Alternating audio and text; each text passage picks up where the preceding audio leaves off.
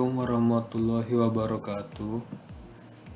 Jadi, pada minggu kedua ini, materi yang dibahas yaitu variabel, konsol input-output, dan konversi tipe data. Nah, pertama-tama kita akan membahas variabel terlebih dahulu. Nah, apa sih variabel itu? Jadi, variabel adalah suatu tempat atau wadah yang ada di memori komputer yang tujuannya untuk menyimpan data baik huruf, kata atau kalimat, angka, dan juga karakter khusus. Nah, karakter khusus ini seperti titik, koma, petik, dan lain-lain. Variabel ini bisa dideklarasikan atau dinyatakan dengan suatu string. String di sini merupakan sebuah tipe data. Jadi, pada bahasa pemrograman Python terdapat beberapa tipe data seperti integer, float, boolean, dan string. Dan dalam penulisan variabel terdapat beberapa aturan khusus. Yang pertama, nama variabel yang dideklarasikan hanya boleh dimulai dengan huruf atau simbol underscore. Jadi nggak boleh diawali dengan angka. Nah, karakter selanjutnya baru boleh terdapat angka, huruf, maupun simbol lainnya. Yang kedua, variabel pada Python bersifat case sensitif. Maksudnya, jika terdapat satu kata yang sama tetapi besar huruf yang berbeda, walaupun hanya satu, dalam Python itu terbilang variabel yang berbeda. Contohnya, jika terdapat variabel panjang dengan huruf besar dan variabel panjang dengan huruf kecil, maka dalam Python merupakan dua variabel yang berbeda. Yang ketiga, ada nama-nama yang tidak bisa dijadikan variabel, karena nama tersebut adalah fungsi pada Python untuk menjalankan suatu fungsi tertentu, seperti in, for, if, dan lain-lain. Dan yang terakhir, operator yang digunakan dalam operasi aritmatika atau yang lain tidak dapat dijadikan sebagai unsur pembentuk variabel, seperti tanda tambah, kurang, bagi, dan lain-lain.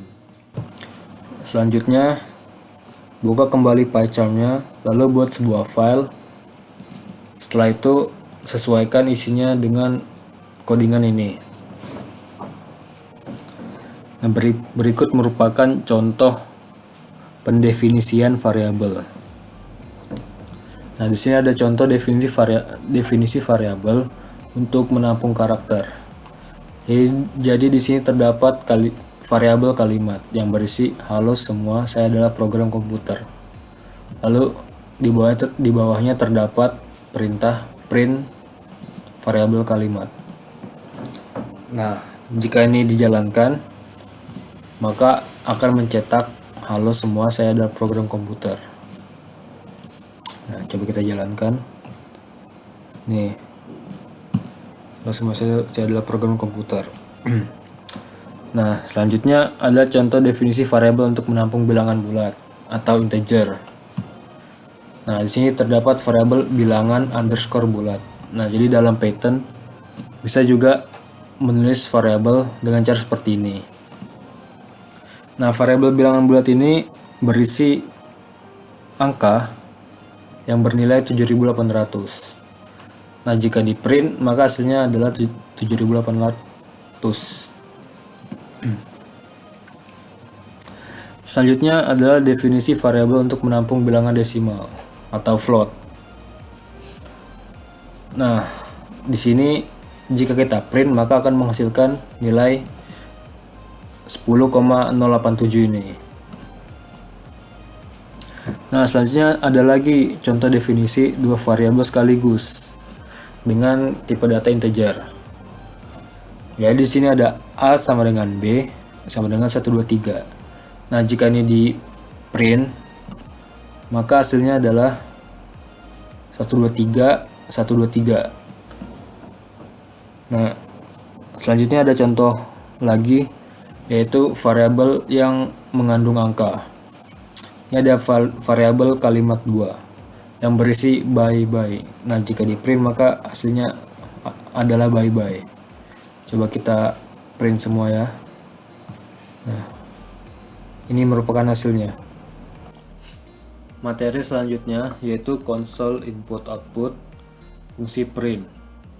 Konsol merupakan sistem yang terdiri dari komputer standar, yaitu monitor dan keyboard, yang dimana menerima masukan berupa karakter dari perangkat tersebut.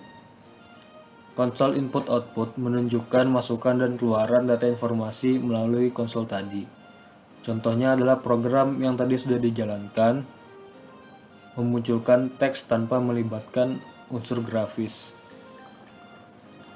Untuk mendapatkan output dari konsol berupa teks, kita dapat menggunakan fungsi print pada Python.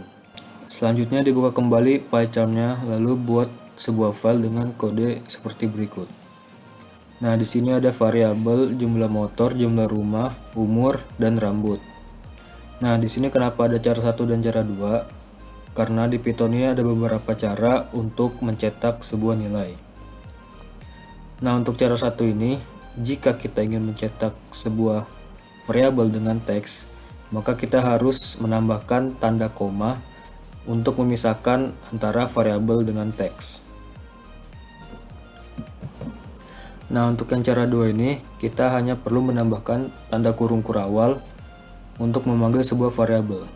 Tetapi perlu diperhatikan bahwa jika ingin menggunakan cara ini, maka harus menambahkan huruf F di depan stringnya. Kalau nggak ada nilai F-nya, maka Python akan membaca kurung kurawal ini sebagai string. Contoh, coba saya hapus ini.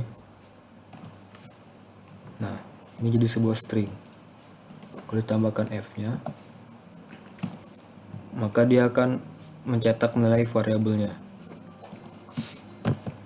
Nah, selanjutnya ada cara 3.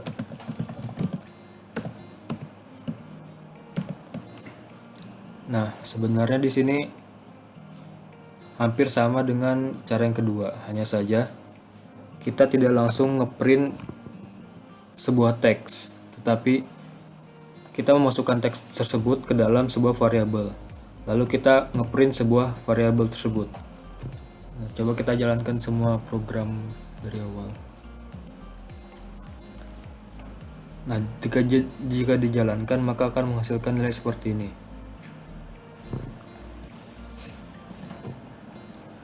Selanjutnya ada cara yang keempat. Nah, untuk cara yang keempat ini, kita menggunakan fungsi format dari Python-nya. Nah, jadi di sini ada tanda kurung kurawal. Nah, baru kita ngeprint teks variabelnya yang berisi nilai yang mau dicetak. Lalu kita kasih tanda titik, baru format. Ini parameter pertama ini untuk mencetak nilai dengan tanda kurung kurawal yang pertama.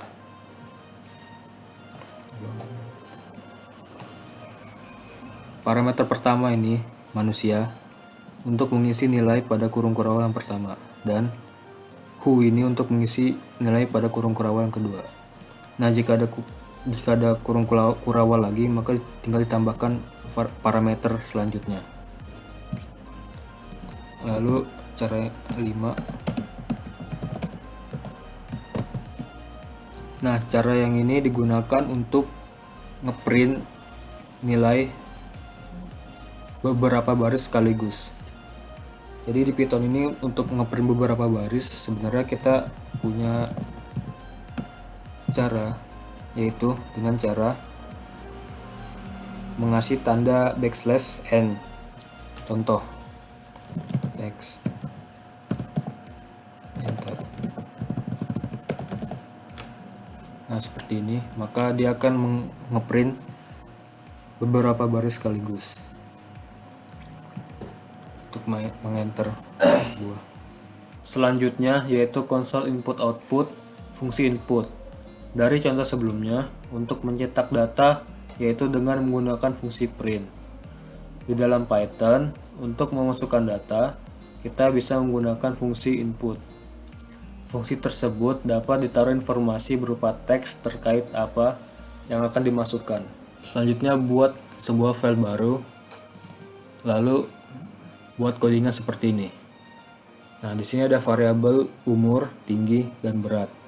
Ini bernilai input semua ya. Nah, jadi input ini merupakan sebuah fungsi dari Python yang digunakan untuk mengambil nilai dari pengguna.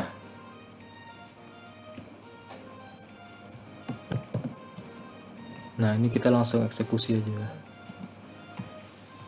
Nah, ini jadi kalau kita eksekusi, kita run, dia nggak akan mengeksekusi perintah print dulu. Jadi dia akan mengeksekusi perintah input dulu, diselesaikan, baru dia mengeksekusi perintah print. Nah, ini kita isi aja Muranda 16.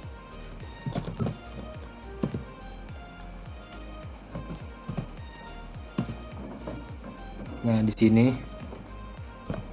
outputnya kita akan mengisi sendiri.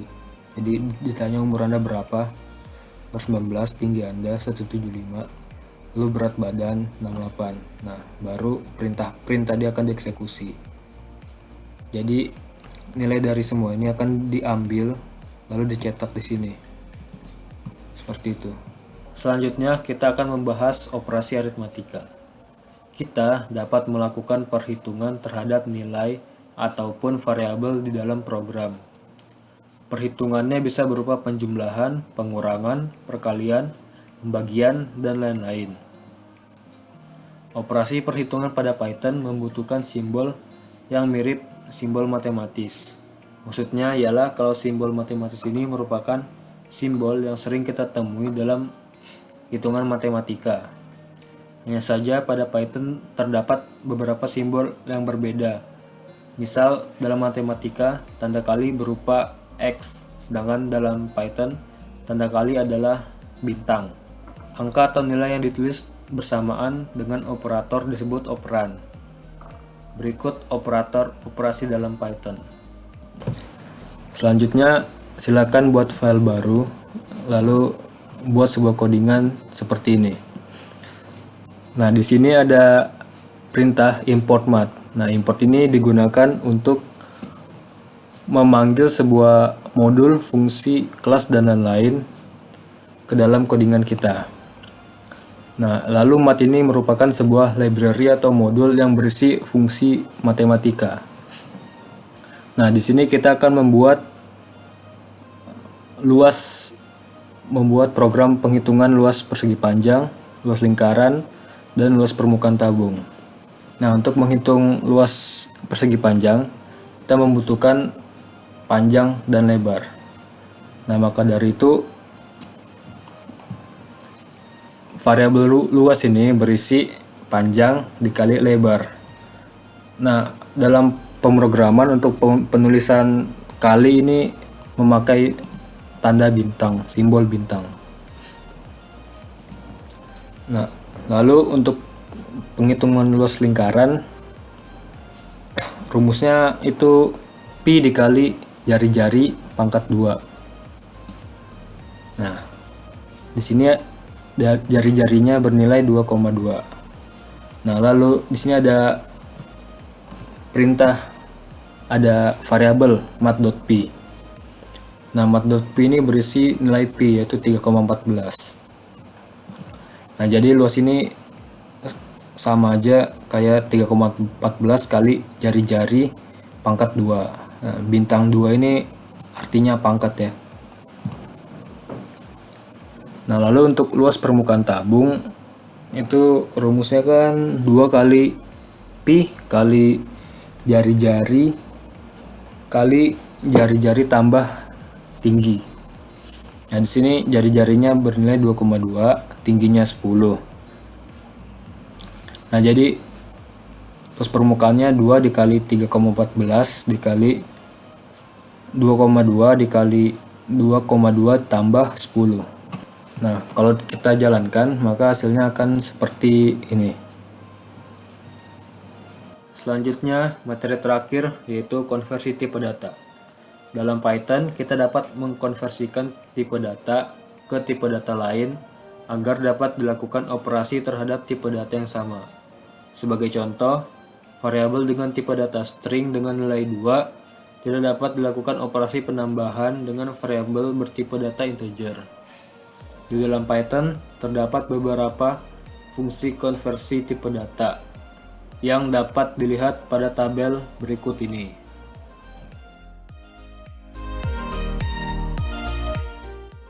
Nah, selanjutnya buat sebuah file lalu isi file tersebut sesuai dengan codingan ini. Nah, di sini kita akan membuat sebuah program luas persegi panjang. Ini kita coba dulu aja ya codingannya. Nah, di sini kita diminta untuk memasukkan nilai dari panjangnya. Lalu nilai dari lebarnya. Nah, di sini hasilnya adalah 200. Yang didapatkan dari panjang kali lebar. Nah, di sini variabel panjang dan lebar merupakan sebuah inputan dari pengguna. Nah, ini kenapa kita inisiasikan panjang dan lebar sebagai integer lagi, padahal tadi kita sudah menginputkan nilainya sebagai angka. Nah, karena kalau kita tidak menginisiasikan sebagai integer, maka Python akan menganggap nilai yang dimasukkan tadi, yaitu 10 dan 20 tadi, sebagai sebuah string. Nah, jika nilai tersebut merupakan sebuah string, maka kita tidak akan bisa melakukan operasi aritmatika. Karena operasi aritmatika hanya bisa dilakukan dengan menggunakan tipe data integer atau float.